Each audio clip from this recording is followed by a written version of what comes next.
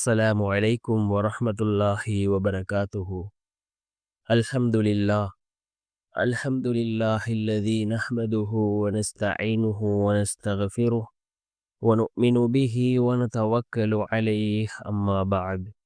அன்பிற்குரிய அல்லாஹ்வின் நல்லடியார்களே, அன்பு சகோதரர்களே, நாம் தொடர்ச்சியாக பார்த்து வரக்கூடிய துஆக்களினுடைய திக்ருகளினுடைய தொகுப்பில் இன்று நாம் பார்க்க இருக்கின்ற விடயம் என்னவென்றால், இன்றைய தினம் ஜும்ஆவுடைய நாளாக இருந்து கொண்டிருக்கின்றது.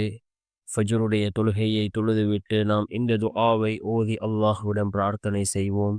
இதனை ஓதி நாம் எந்த துஆக்களை கேட்டாலும் அல்லாஹ் அந்த துஆக்களை கபூல் செய்கின்றான். அதே போன்று இந்த துஆவை ஓதினால் அல்லாஹ்வின் உதவி நம்மை வந்தடையும். அப்படிப்பட்ட மிகச்சிறந்த அற்புதமான ஒரு துஆவை தான் நாம் இன்றைய வீடியோவில் பார்க்க இருக்கின்றோம். அன்பார்ந்தவர்களே, அல்லாஹ்வின் நல்லடியார்களே, அதிகமானோர் நம்முடைய சேனலை சப்ஸ்கிரைப் செய்யாமல் பார்த்து கொண்டிருக்கின்றீர்கள். நீங்கள் சப்ஸ்கிரைப் செய்து லைக் இடுவதன் மூலமாக நமது சேனலில் உள்ள வீடியோக்கள் இன்னும் பல சகோதரர்களுக்கு கொண்டு போய் சேர்க்கப்படும். அவர்கள் அதனை பார்த்து பயனடைந்தால் அதற்குரிய கூலியை அல்லாஹ் உங்களுக்கும் வழங்குவான். அன்பார்ந்தவர்களே, அல்லாஹ்வின் நல்லடியார்களே, இன்றைய தினம் ஜும்ஆவுடைய நாளாக இருக்கின்றது. ரசூலுல்லாஹி ஸல்லல்லாஹு அலைஹி வஸல்லம் அவர்கள் கூறினார்கள், ஜும்ஆவுடைய நாளில் ஒரு நேரம் இருக்கின்றது. அந்த நேரத்தில் நாம் கேட்கக்கூடிய துஆக்கள் அனைத்தும் அல்லாஹ்விடத்திலே கபூலாகும் என்று கூறினார்கள் அருமை நாயகம் ஸல்லல்லாஹு அலைஹி வஸல்லம் அவர்கள். சில இமாம்களினுடைய கருத்துப்படி ஃபஜ்ருக்கு பின்னால் உள்ள நேரத்தை தான் ரசூலுல்லாஹி ஸல்லல்லாஹு அலைஹி வஸல்லம் அவர்கள் கூறினார்கள் என்று சில இமாம்கள் குறிப்பிடுகிறார்கள்.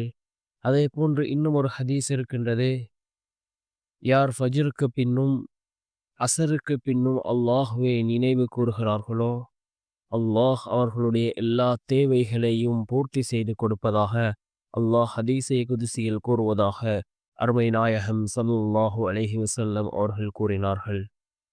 இந்த துஆ இருக்கின்றதே மிக முக்கியமான ஒரு துஆ. இதனை ஓதி நாம் நம்முடைய தேவைகளை கேட்டால் நிச்சயமாக அல்லாஹ் நம்முடைய தேவைகளை பூர்த்தி செய்து தருவான். இதனை ஓதி நாம் நம்முடைய பிரார்த்தனைகளை துஆக்களை கேட்டால் நிச்சயமாக அல்லாஹ் நம்முடைய துஆக்களை கபூல் செய்வான். அப்படிப்பட்ட மிகச்சிறந்த ஒரு துஆ அல் குர்ஆனினுடைய 14வது அத்தியாயத்தின் 40வது வசனம், ரப்பனா வதகப்பல் துஆ, ரப்பனா வதகப்பல் துஆ, யா அல்லாஹ் என்னுடைய பிரார்த்தனையை ஏற்றுக்கொள்வாயாக என்று பொருள்படக்கூடிய இந்த துஆவை நாம் அதிகமாக ஓதி நாம் நம்முடைய தேவைகளை கேட்போம். நிச்சயமாக அல்லாஹ் நம்முடைய எல்லா காரியங்களையும் சீராக்கி தருவான். நம்முடைய வாழ்க்கையில் எல்லா விடயங்களையும் அல்லாஹ் சீராக்கி தருவான்.